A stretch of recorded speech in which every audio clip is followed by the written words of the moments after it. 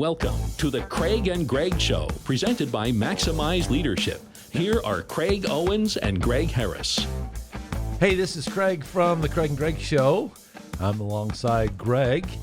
Greg, I want to share with you something John Maxwell wrote. He said a study of 105 executives determined many of the characteristics shared by successful executives. One particular trait was defined as the most valuable. They admitted their mistakes and accepted the consequences rather than trying to blame others. Why is it that we have come to believe that our workplaces, our organizations are supposed to be mistake-free places? I don't know. I don't even know why I'm doing this episode. I've never made a mistake, so I'm not really sure. Right, well, that's it, folks. That's we'll it. see you We'll next talk time. to you later. Yeah, I hope you enjoyed the episode. In humility, I would say I've had success, but I could write one book. I could write 3 books on mistakes getting to success. Sure. And I think that's the freedom we wish to share with the audience. And actually, it's a good reminder for you and me. Mm-hmm.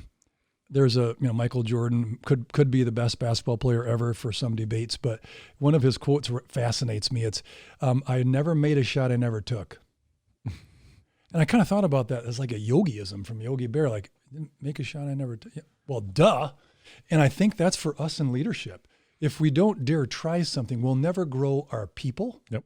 We'll never grow our company. Ourselves. Or ourselves. And so I think mistakes have been told, maybe by parenting through the generations, don't mess up. And I'm not sure that's true, because most people have made mistakes. Maybe they don't want to talk about them. Right. But if we made it normal, hey, don't keep making them, sure, but learn from them. So I think the challenge, unfortunately, Craig, for mistakes with leaders is we want to punish it if we're the leader, right? We have the hammer. Right. But we don't want to share it if we're the leader, because now we're almost not perfect. Right. And we aren't. I love, my wife has in her classroom, and it's... You love your wife too, don't you? Yeah, I do love my wife too. Come on, here we go. But it's the bulletin board straight ahead when her students walk into the classroom. They see it right over here, and she has big letters across it and says, "Our classroom is a safe place to make mistakes." Mm. And then down below, she has some of the things where people, when they make a mistake, where they go, they're trying something, they make a mistake, and then they go, I don't understand this. And then she's got the other part of the puzzle piece that goes with it that says, I don't understand this yet. Ooh. And so I think that instead of making people think that a mistake is the dead end, that's it. Well, made a mistake, game over, episode over, let's just go home. Right. But to say, you made a mistake, okay, what can we learn from it? Mm-hmm. And how can we move forward as a result of this?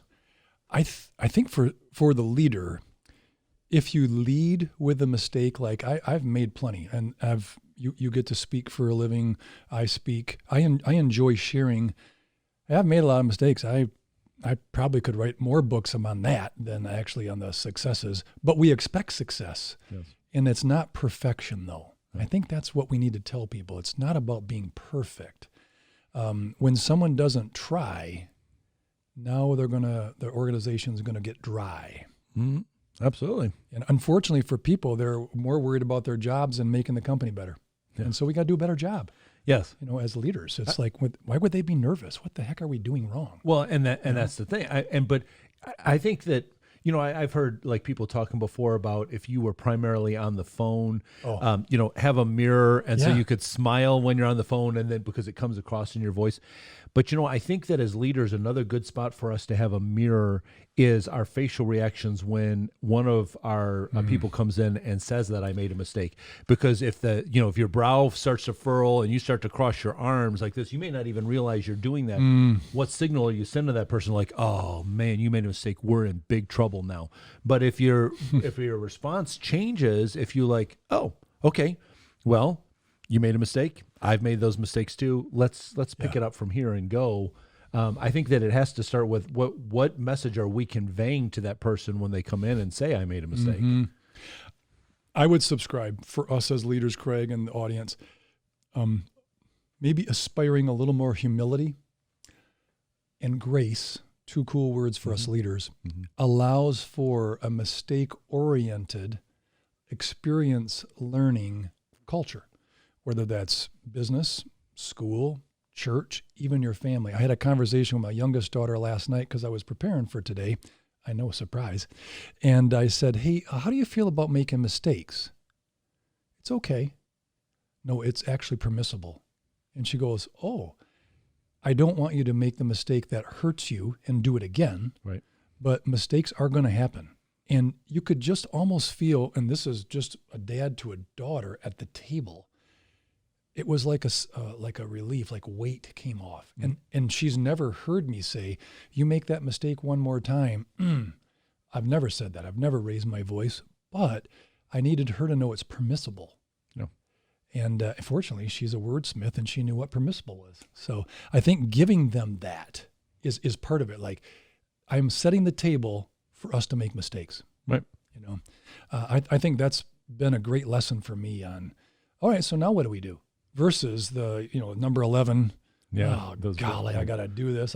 I didn't come into work today to fix your problem, but that's leadership. Yep. Problem solving was an episode previous, and it kind of does this. Mistakes allow us to actually show grace. Well, I think about like a baseball player that's in the Hall of Fame that because of their hitting prowess. What would be an excellent career batting average for being in the Baseball Hall of Fame? 300 or more. Okay, so that means that 7 out of 10 times at the plate, you're not being successful. Mm-hmm. But those people that have that high batting average, it's after that they're back in the dugout processing. They don't just go, oh man, I went up to the plate 4 times today and I only hit the ball 1 time. I'm a 250 hitter. I might as well just hang it up. Right. Yeah. But they're able to process and learn. I think some of the sports analogies, which there are a lot of other analogies, but sports is a big one. You take a quarterback. His completion percent is over 60. So he throw 40% of his balls in the ground or the wrong target. No. I've played that position as quarterback a couple times, and I tended to throw to anybody just to get my completion. It's not that funny. That's actually a story. So I'll share a little bit about mistakes. So I'm playing college football. It's against a rival or a nemesis or an enemy, however you want to say it, and we're playing for the championship. And we've had a couple good years, and we've got a good team going and good coaching staff. And so I went in there probably a little overconfident that we're running the table. We're going to win the league. Well, after the 3rd interception to this team, my coach got me on the sidelines and he says to me, "Are you colorblind?" He didn't give me the number 11. No. And I felt bad. And I've coached a long time for sports. I've never told a player you lost the game. I'll still say this: I lost that game. There's no way you give the ball to the other team 3 times when you should have scored and beat them by 28 points. And we lost by 1. No one else made any mistakes that were 3 interceptions. But the colorblind one was a pretty cool and classy way of a leader, my coach, who I just had lunch with yesterday. After a couple years, I've not played college football. So, but I think it's so fun to be able to say, this is the mistakes we make. Well, let me back up, though. And it wasn't the end of the story either. But yeah. So you went on. You had a season with your team where you went undefeated. Mm-hmm. But let's rewind. You actually scored on the very first time that you ever came in to a college football game. By the way, that is an NCAA record still today. Yeah. So, long story short, my coach had too much confidence in me, and he says, "Hey, go on in." I was a freshman. We're up 28-0. The defense has got a shutout. Playing great. We're playing down in Indiana at Valparaiso, Indiana. Plug for you. It's a good school. And they had those cannons in the corner of the end zone, and they shot those big bomb caps off when points were scored. Mm-hmm. So I don't know why they would ever celebrate ours, but they celebrated our touchdown. So they would cap off 7 cannons. I'm like, so they're celebrating our points? It was kind of cool. So I thought, well, I want to score. I want to hear the bomb, So we stop them. They punt the ball, goes over the receiver's head, goes all the way down to the 1-foot line. So I'm looking at 99 yards. That's why it's a record. It's so far away. So coach goes, you want to go in? Well, of course, I had dry mouth. I'd love to go in. Yeah, I'd love to. And so I called a quarterback sneak, which is what he called, and I fortunately lined up behind the center. I mean, it was a little nervous. It was my first play. Other one of your guards might have been a little surprised. He might have stood up like, you have the wrong spot. Yeah. So anyway, the center heights me the ball. I take a step back. I slip in the soil, and I put my knee down as a safety for the other team. That's how I scored my first time for another team.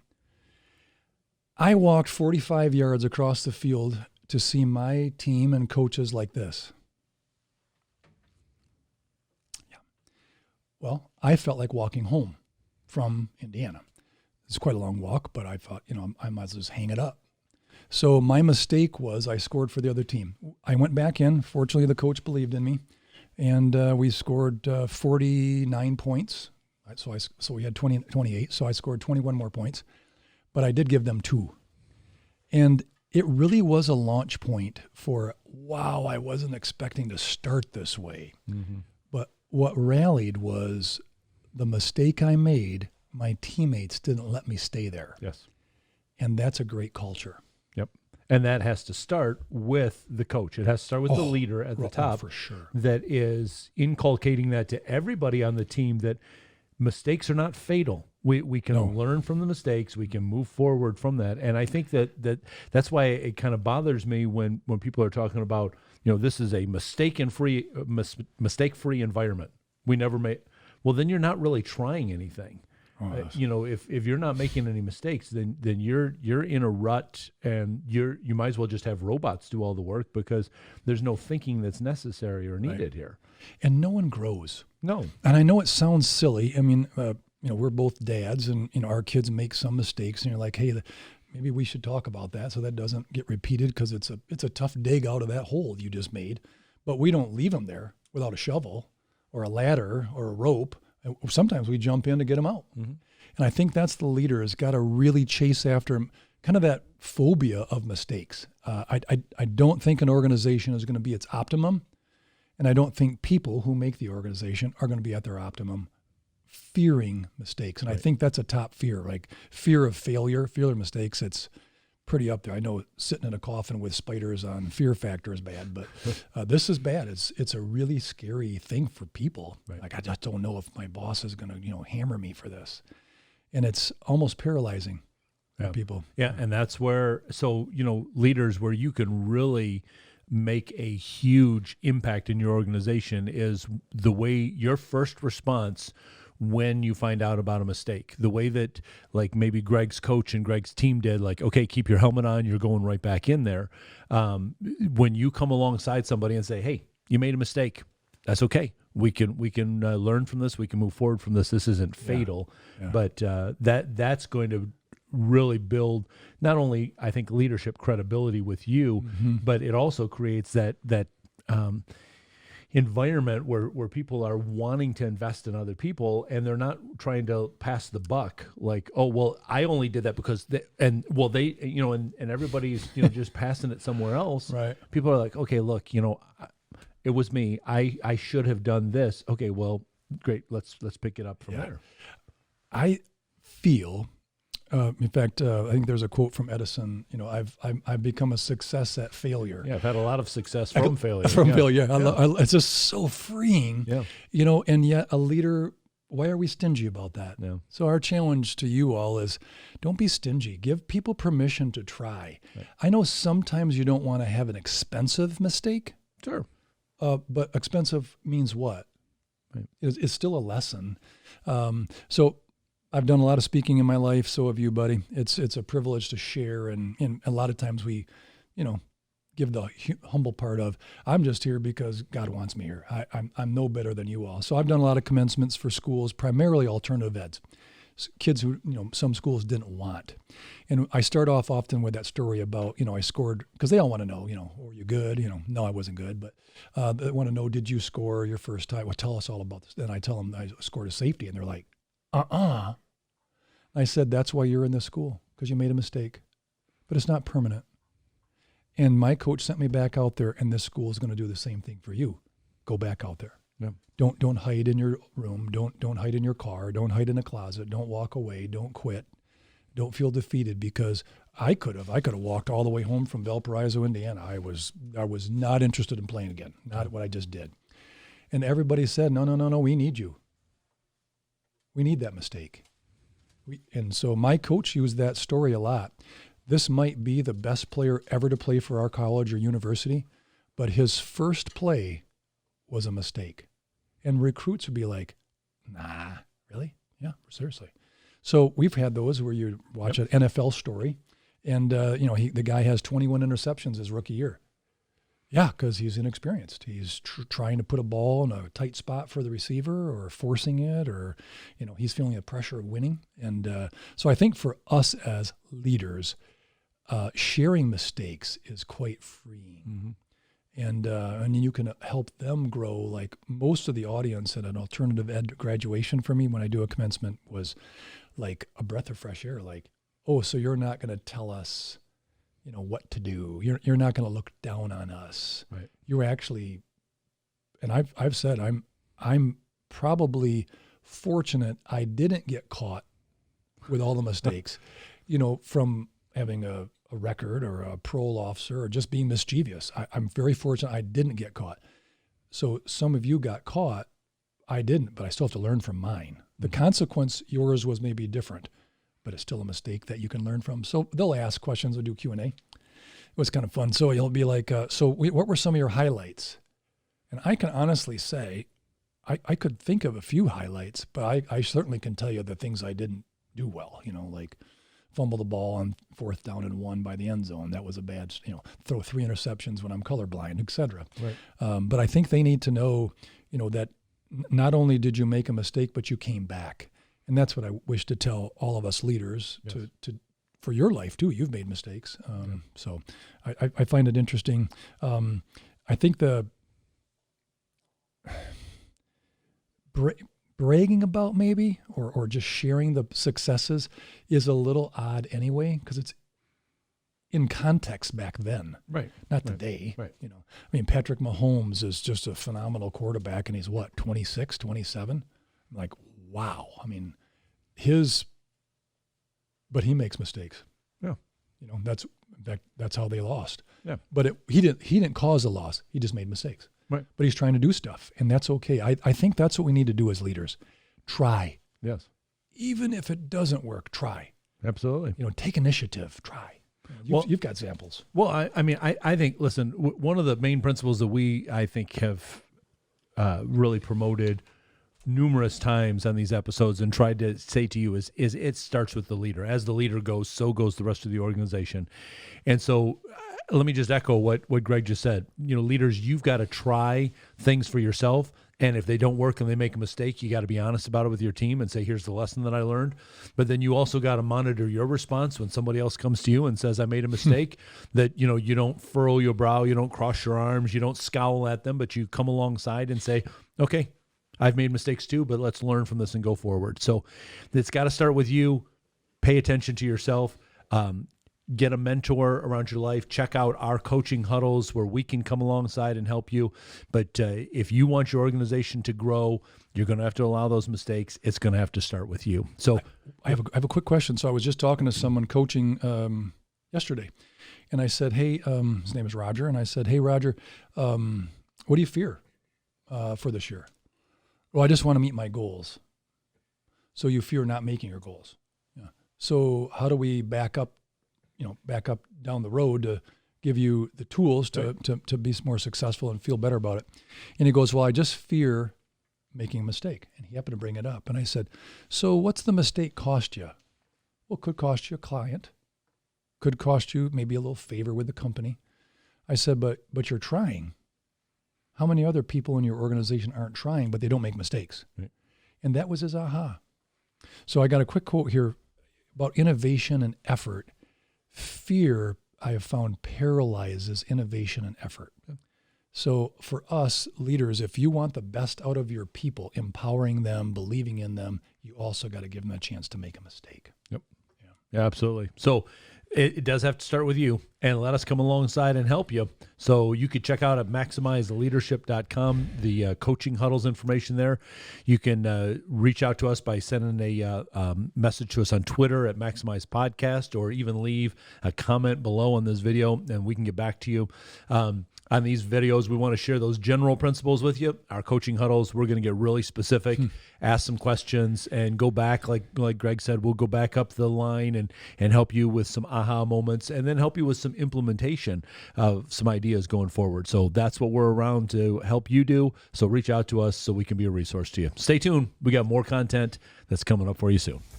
Get in touch with Craig and Greg through Twitter at Maximize Podcast or at MaximizeLeadership.com. Be sure to subscribe so you don't miss any episodes of The Craig and Greg Show.